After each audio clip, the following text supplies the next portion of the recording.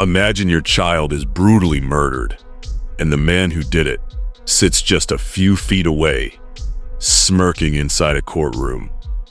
No handcuffs, no real punishment, just words, lawyers, and delays.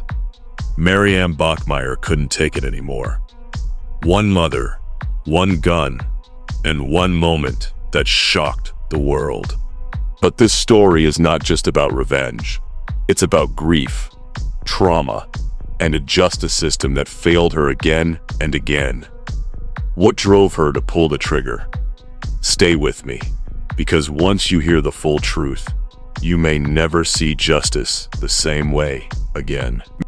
Marianne Bachmeier was a West German vigilante who shot and killed Klaus Grabowski, a man on trial for the rape and murder of her daughter Anna, in the District Court of Lübeck in 1981.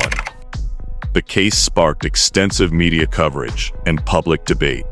Bachmeier was convicted of manslaughter and unlawful possession of a firearm. She was sentenced to 6 years and released on probation after serving 3. Bachmeier moved abroad, but returned to Germany after being diagnosed with pancreatic cancer. She died at the age of 46 and was buried next to her 7-year-old daughter, Anna, in Bergtor Cemetery, Lübeck. Anstatt wegzulaufen, nutz doch auch mal die Medien. Für dich, guck doch mal, ob du daraus was lernen kannst, ob du dich... Marianne Bachmeier was born on 3 June 1950. She grew up in Sarstedt, a small town near Hildesheim, Lower Saxony, West Germany, where her parents had fled from East Prussia after the Second World War. Bachmeier was raised in a conservative home with devoutly religious parents. Her father, previously a member of the Waffen-SS, was the stereotypical authoritarian figure, a heavy drinker who spent much of his time at a bar close to the family home. Their household was not pleasant, and drinking made her father more aggressive. Her parents divorced, and her mother later remarried. Bachmeier was perceived as a troubled adolescent by what she described as a dictatorial stepfather, and her mother eventually kicked her out of the house. In 1966, aged 16, Bachmeier had her first child, whom she placed for adoption as an infant. She became pregnant again at the age of 18 by her boyfriend. Bachmeier was raped shortly before the birth of her second child.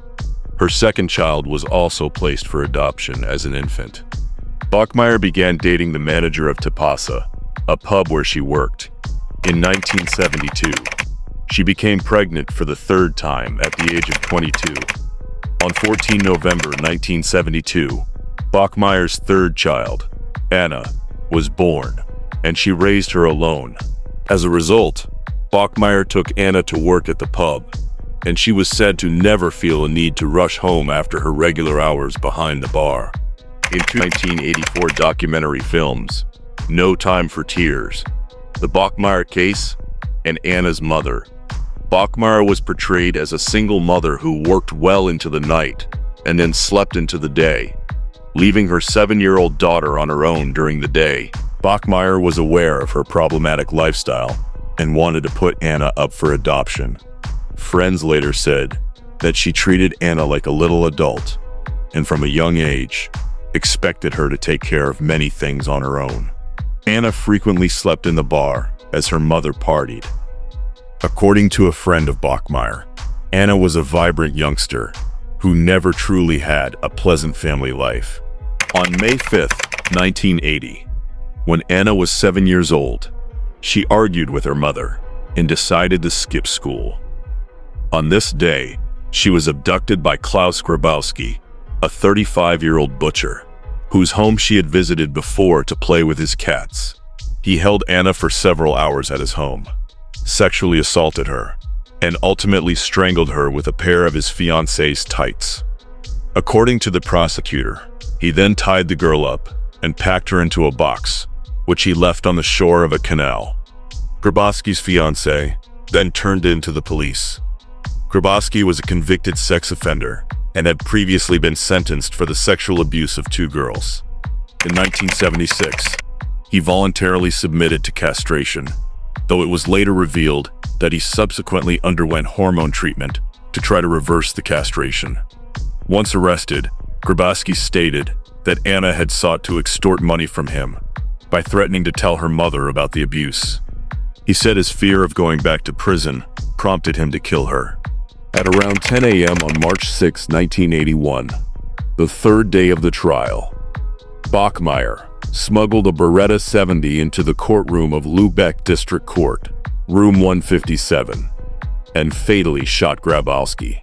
She aimed the gun at his back and fired 7 times. 6 shots hit Grabowski, who was killed almost instantly. Bachmeier then lowered her gun and was apprehended without resistance. The incident is one of the most well-known cases of vigilante justice in West German history. It sparked extensive media coverage. Television crews from around the country and overseas traveled to Lübeck to report on the case. Bachmeier sold her life story for about 100,000 Deutsche Marks to the news magazine Stern. With the fee, she covered her legal costs.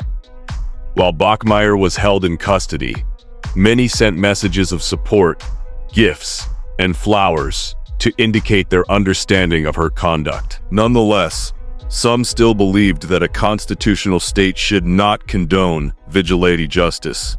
In addition, after Stern published her life story and details about how she allowed her first 2 children to be adopted by loving families, public opinion shifted as she no longer appeared to fit the innocent mother image. Still, numerous individuals continued to openly demonstrate their compassion for the retaliatory action. The West German judiciary was criticized for enabling a man who had sexually abused 2 girls to use hormones to regain his libido. On 2 November 1982, Bachmeier was initially charged in court with murder. Later, the prosecution dropped the murder charge.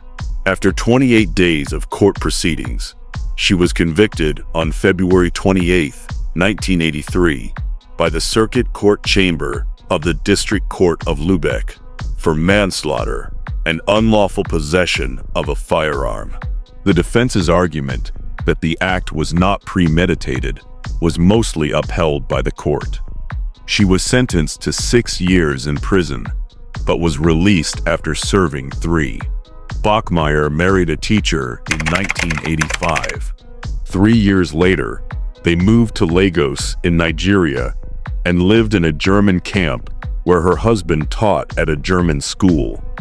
They divorced in 1990. After relocating to Sicily, Bachmeier was employed as an aide in a hospice in Palermo. She was diagnosed with pancreatic cancer in Sicily and then returned to Germany. In 1994, 13 years after the shooting, Bachmeier gave an interview to the Deutschlandfunk radio station. The same year, her autobiography was published by Schneekluth Verlag. On 21 September 1995, she appeared on the television talk show Fliege on Thursday, where she admitted to shooting Grabowski after careful consideration to enforce the law on him and to prevent him from further spreading lies about Anna. In an ARD documentary from 2006, a former friend also said that Bachmeier rehearsed the shooting in the basement under Tipasa after Anna's murder. Bachmeier never expressed remorse for killing Grabowski. Before her death, Bachmeier asked reporter Lukas Maria Boehmer of the broadcaster Norddeutscher Rundfunk to accompany her and film the last stages of her life. On September 17, 1996, Bachmeier died at the age of 46 from pancreatic cancer in a hospital in Lübeck. She is buried next to her daughter, Anna, in Bergtor Cemetery, Lübeck. Marianne Bachmeier's story is not just a tale of vengeance. It's a haunting reminder of what happens when justice feels out of reach. She wasn't a hero. She wasn't a villain. She was a broken mother, left with nothing but pain, rage, and a gun in her purse. Her act divided a nation. Some called it justice, others called it murder. But one truth remains: no court verdict could ever bring her daughter Anna back. Marianne lived the rest of her life under the weight of that moment. A woman shaped by trauma, judged by the world, but understood by every parent who's ever feared for their child. This story forces us to ask uncomfortable questions. When the system fails, what would you do? Is revenge ever justice? And how far can grief push a person before they snap? In the end, Marianne didn't seek fame. She didn't ask for sympathy. She simply wanted the world to remember Anna, not as a victim, but as a little girl who mattered. May we all learn that justice should never be so delayed that the broken are forced to carry it out with their own hands.